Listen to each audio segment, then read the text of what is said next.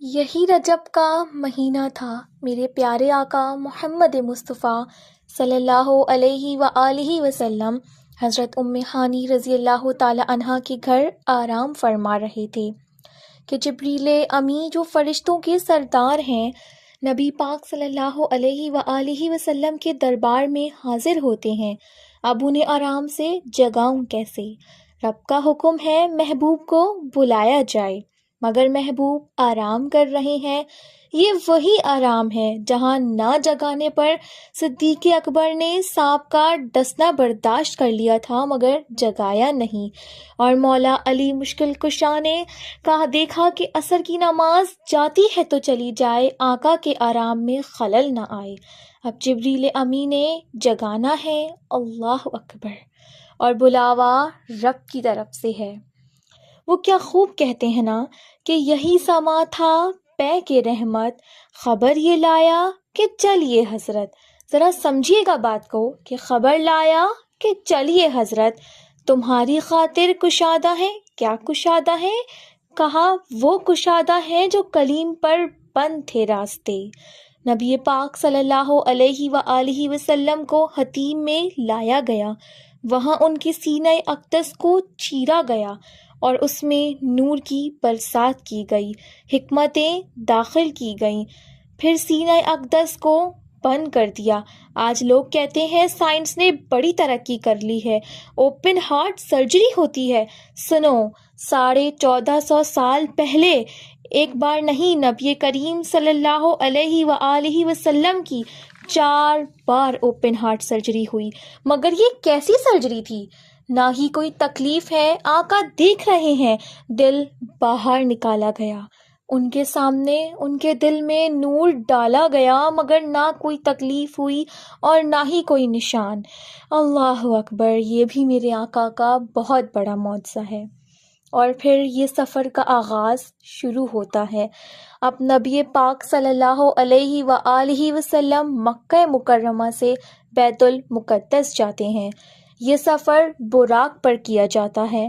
بیت المقدس دیکھنے کی ویسی بڑی تمنا ہے، مگر جب یہ سنتے ہیں نا عجب تمنا جاگ اٹھتی ہے۔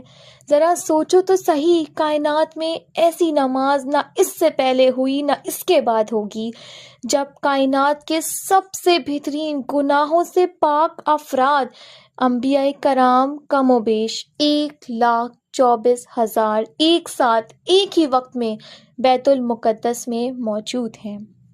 اللہ پاک سے دعا ہے کہ آج اس مبارک رات کے صدقے ہی بیت المقدس کو کفاروں کے شکنجے سے آزاد کر دے اور حفاظت فرمائے مسجد اقصیٰ کی اور ہمارے فلسطینی مسلمانوں کی، آمین۔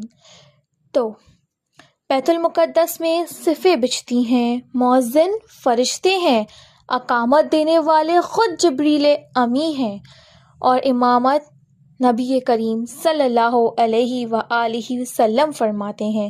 امام انبیاء میرے آقا اب امامت فرما رہے ہیں۔ اعلیٰ امام احمد رضا لکھتے ہیں نا، فرماتے ہیں یہ کیا وجہ تھی کیا کہ یہ جماعت کیوں سجائی گئی، کیوں بلایا گیا سب کو؟ سبحان اللہ، رہتی دنیا کو یہ بتانا تھا۔ اعلیٰ حضرت لکھتے ہیں نماز اقصیٰ میں تھا یہی سر کہتے ہیں راز کو، نماز اقصیٰ میں تھا یہی سر، عیاں کہتے ہیں ظاہر ہونا، نماز اقصیٰ میں تھا یہی سر، یہی راز بتانا تھا کہ عیاں ہوں اول و آخر، پتہ چل جائے دنیا کو کہ کون اول کون آخر ہے۔ دست بستہ پیچھے حاضر، سارے ہاتھ باندھے پیچھے کھڑے ہیں، کون؟ جو سلطنت آگے کر گئے تھے۔ اب نماز سے میرے آقا فارغ ہوئے، اب آسمان کے سفر کی تیاری ہے۔ تو میرے پیارے آقا صلی اللہ علیہ وآلہ وسلم اب اپنے سفر کا آغاز کرتے ہیں۔ اب آسمان کے سفر کی تیاری ہے۔ سفر آسمان میں وہی براق ہے، وہی بارات ہے، وہی دلہا ہے اور وہی باراتی ہیں۔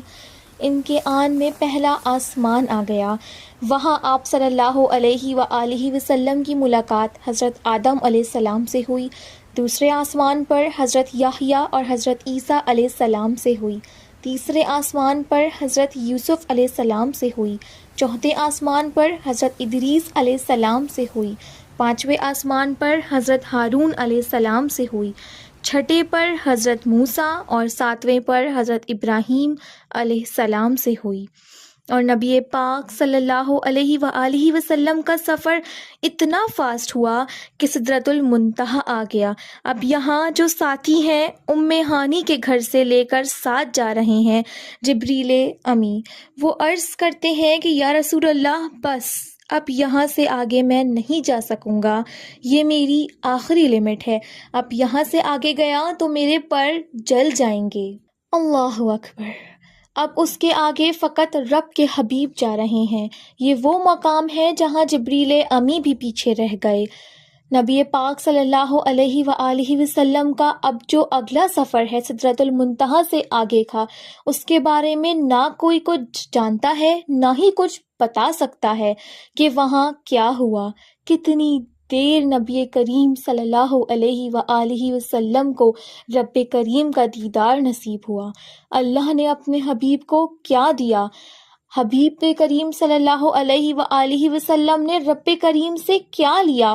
وہ ایسے راز کی باتیں ہیں، کرم کی باتیں ہیں کہ جتنا اللہ کریم نے قرآن میں بتایا اور نبی کریم صلی اللہ علیہ وآلہ وسلم نے ہمیں آ کر بتایا، اس کے علاوہ کوئی کچھ نہیں جانتا۔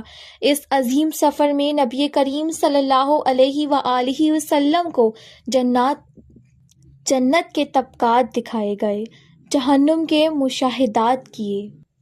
جب آل ٹوگیدر یہ سفر کر کے واپس آئے تو آج لوگ کہتے ہیں کہ سائنس نے بڑی ترقی کر لی ہے، مہینوں کا سفر دنوں میں، دنوں کا سفر گھنٹوں میں ہوتا ہے، مگر یہ آقا اس وقت سفر میں جو 1000 سال کا یہ ٹریول ہے، علماء لکھتے ہیں کہ اس کو اگر لاجیکلی کیلکولیٹ کریں نا تو کئی 1000 سالوں کا سفر بنتا ہے، مگر نبی پاک صلی اللہ علیہ وآلہ وسلم جب واپس آئے تو دروازہ کھولتے ہوئے جو کنڈی ہل رہی تھی وہ اب بھی ہل رہی تھی، جب واپس آئے تب بھی ہل رہی ہے۔ جو بستر چھوڑ کر میرے آقا نبی کریم صلی اللہ علیہ وآلہ وسلم گئے وہ اب بھی گرم ہے۔ آقا نے وضو کیا تھا، وضو کرتے وقت جو پانی بہتا ہے وہ اب بھی بہہ رہا ہے۔ تو ہو سکتا ہے آج کا یہ ماڈرن دور میں کوئی ماڈرن نوجوان یا سائنسدان آ کر کہے کہ آج تو سائنس نے بڑی ترقی کر لی ہے، تمہارے نبی تو اونٹوں اور گھوڑوں پر سفر کرتے تھے، آج ہم چاند تک پہنچ گئے ہیں، rocket, supersonic aircrafts بن رہے ہیں، آواز کی رفتار سے زیادہ تیز طیارے بن گئے ہیں۔ بتاؤ تمہارے اسلام نے، تمہارے نبی کے پاس ہے کوئی ایسا معجزہ تو آج کی سائنس کو جواب دے سکے؟ ہزاروں سال پہلے کا سفر کر کے میرے آقا آتے ہیں تو یہ کوئی کم وقت میں نہیں، بلکہ نبی کریم صلی اللہ علیہ وآلہ وسلم نے یہ سارا سفر معراج نو ٹائم میں کیا، وقت وہیں روکا گیا تھا۔ ماجرا یہ ہے، عشق والا جواب سن لو۔ دراصل بات یہ ہے کہ میرے آقا تو سارے جہان کی جان ہیں، جب جان نکل چکی تھی تو جہان رک گیا تھا،